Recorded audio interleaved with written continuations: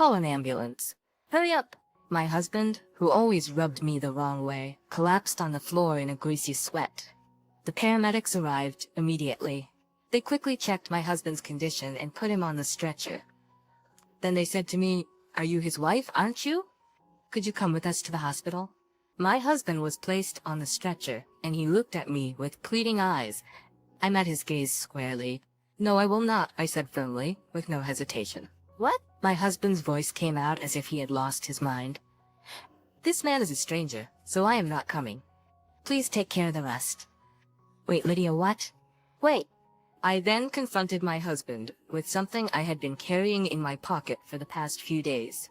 The moment he saw it, his face turned even paler. "How dare you treat me like a slave all these years? This is my revenge. I will never forgive you. My name is Lydia. I'm a 36-year-old housewife living in a rented apartment with my husband Caleb. I was introduced to Caleb by a colleague at work when I was still employed full-time. Despite being more of an introvert, I occasionally attended parties invited by my colleague who had many friends. One day, I reluctantly agreed to join a barbecue with his friends. There I met Caleb. Surprisingly, we connected instantly despite my initial reservations. Caleb, the outdoorsy type, turned out to be sociable and humorous. We exchanged contact information, went out for dinner and shopping, and eventually started dating. After several years of dating, Caleb proposed and we got married. Caleb had always been kind, taking me out of my indoor lifestyle. However, over the past few years, he started to do and say things that made me feel a little uncomfortable. I quit my job and became a housewife because Caleb himself wanted me to. However, he often made sarcastic remarks about it. For example, when I got sick and was late cooking dinner, he would say, "Lydia, why isn't my dinner ready yet?" "Hi, sorry, I was sick today. I had a rest earlier and I couldn't get up. Can you go take a bath first?" He would reply, "Rest earlier and I couldn't get up. Can you go take a bath first?" "Ah, what's that? You're a housewife. You should at least take care of the meal." Caleb never seemed to worry about my health, which made me very sad. Another time, I mentioned a reunion in my hometown saying, "Hey Caleb, there's a reunion coming up in my hometown. I'll finish my chores, so can I go?" He would simply respond with, "Suit yourself." Well, being a stay-at-home wife is great, you know. I envy you, Lydia. You get to play around with the money your husband makes. Although Caleb was usually really nice to me, carrying my purse and bringing me flowers after work, there were times when he acted like a jerk. I even thought maybe he wanted me to work, so I suggested taking a part-time job. However, Caleb insisted that was not the case, and in the end, I remained a full-time housewife. One day, one of Caleb's relatives called me out of the blue. I picked up the phone feeling a little defensive. The relative on the other end of the line called my name in a panic. "Lydia, Caleb's mother has collapsed."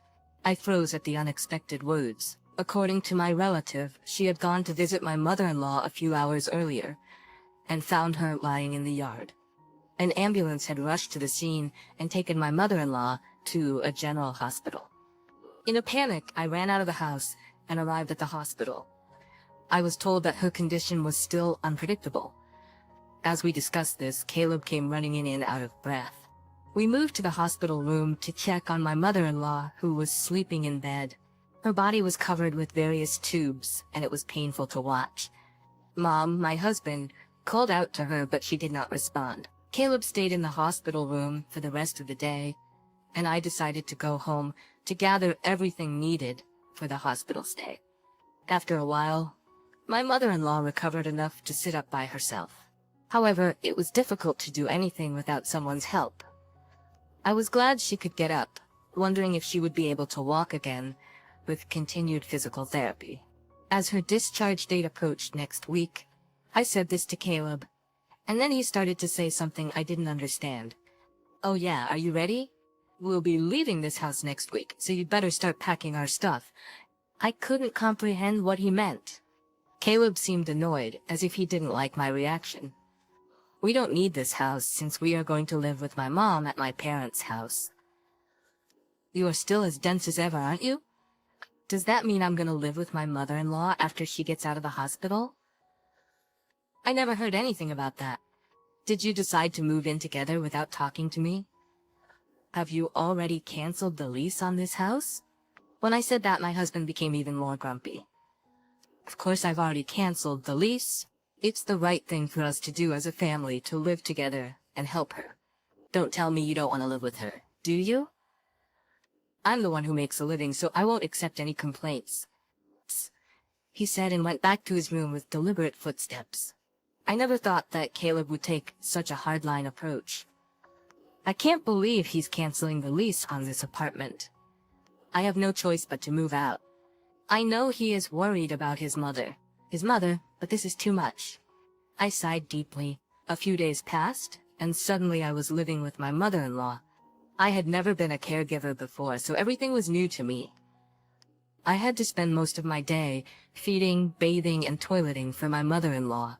She didn't want me to take care of her, and she hardly communicated with me.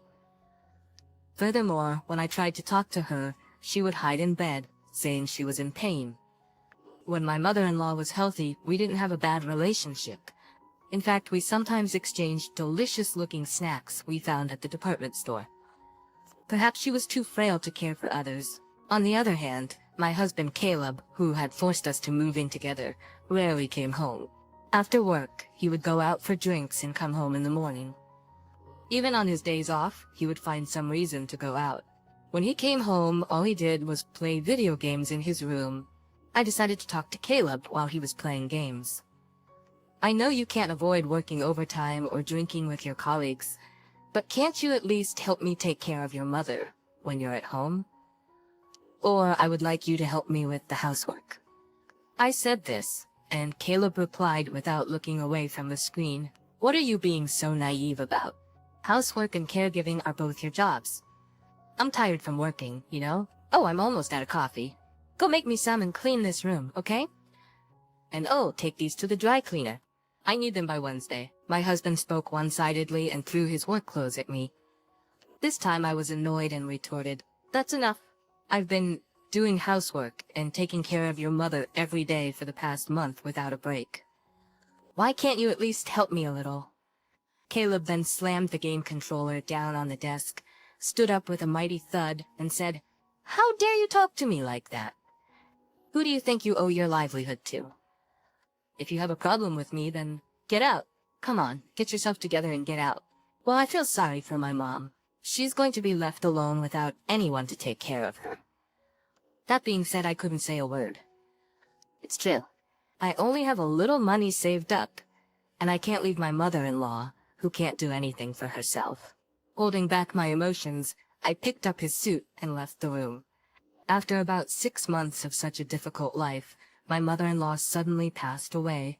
I woke up in the morning and went to check on her like I always do. But that day she was no longer breathing.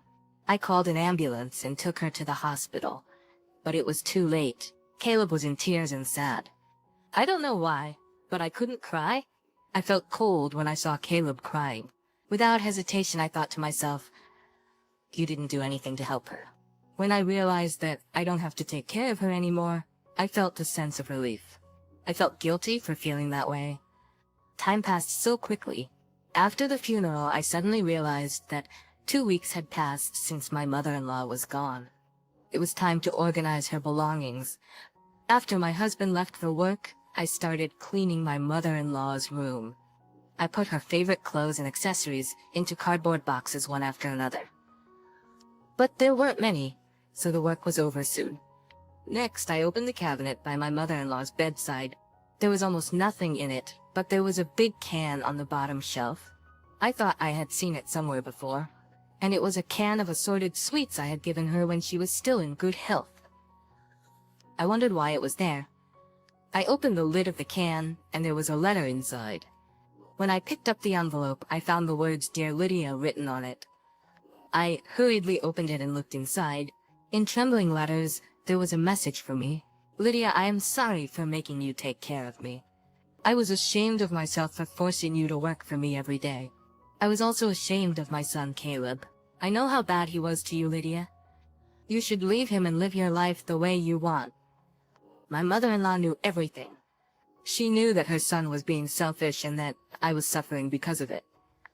At the end of the letter she wrote, I am glad that I was able to spend the last days of my life with you. Lydia. Thank you. At that moment I cried for the first time since my mother-in-law passed away. It was as if everything I had been holding back was flowing out of me. I cried and cried until my tears ran dry, and then I made up my mind. I would divorce my husband. 10 days have passed since I found the letter from my mother-in-law. My husband is still treating me like a slave. Lydia, I'm missing one of my socks. Where is it? Oh, and take my car to the car wash today. You've got nothing to do, right? He's going out with his colleagues for golfing today. I guess he's completely forgotten about it, but today is our wedding anniversary. Well, I don't even care about it anymore. What are you going to do while I'm golfing? You can't just sit around, you know? You have to prepare dinner, clean my room, clean the bathroom. You have a lot to do. His arrogance left me speechless. Hey, can you hear me? Bring me my sock and a jacket. Hurry up or I'll be late.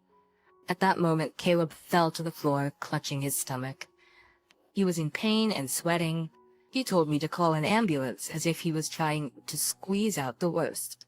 I froze at the sadness of the situation, and my husband yelled at me, "Hurry up, you're really useless. Can't you even call an ambulance?" Hearing these words, I became strangely calm.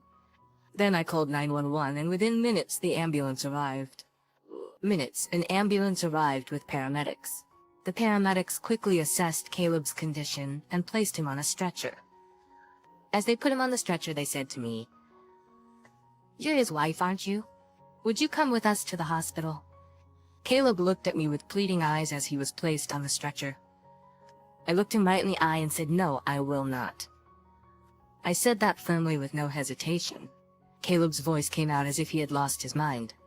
"This man is a stranger, so I'm not coming. Please take care of the rest." Then I confronted Caleb with something I had been carrying in my pocket for the past few days.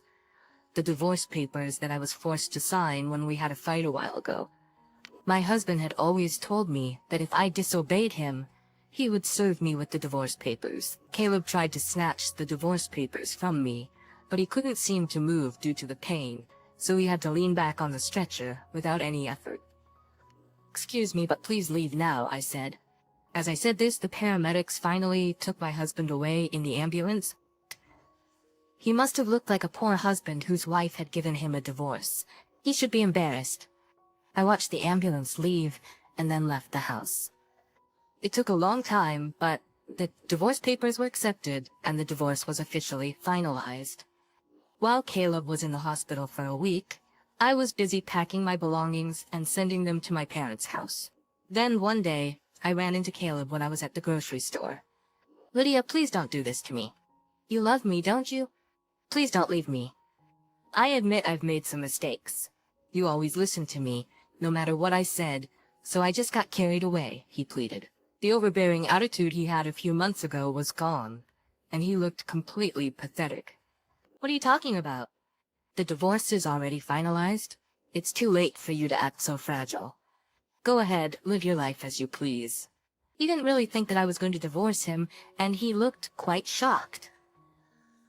His hands were shaking, and his face was turning pale. "Well, that's that then. Bye." It had been 6 months since Caleb and I had divorced. Caleb had once visited my parents' house, ringing the intercom and calling out my name so loudly that I had no choice but to see him. Sure enough, he wanted me to get back together with him. When I kept quiet, he began to reveal his current lifestyle to me. He can't cook because he forced me to do all the housework. He eats only TV dinners or eats out, and he has gained 10 pounds since the divorce. It's true that he put on a lot of fat on his face and stomach, noticeable at a glance. Additionally, he doesn't seem to understand how to do laundry. The shirts he wears are wrinkled and smell weird, making him look even filthier. "I finally realized how great you have done, Lydia. If I don't do something, the people at the company won't like me," Caleb said, sobbing cheap tears. In other words, he wants to treat me like a surrogate again. There's no way I'm going back to that. "No, never. If you make any more noise on noise, I'll call the police," I warned him, treating him like a stranger. Caleb started to be afraid of the word police and left the house crying. I'm sure he wouldn't get involved anymore. I hope so. My ex-husband seemed to be leading a very inconvenient life. On the other hand, I was leading a fairly comfortable life. For a while, I stayed at my parents' house, but now I have a small apartment and live alone. My standard of living is much lower than when I lived with my ex-husband, but I still like this life where I can have my own time. I thought it would be difficult to get another job at my age, but a friend of mine happened to have a connection with someone who retired, and I was able to get a job to take her place. I feel so happy to be able to spend time and money only on myself without anyone telling me what to do. From now on, I want to take care of myself at my own pace,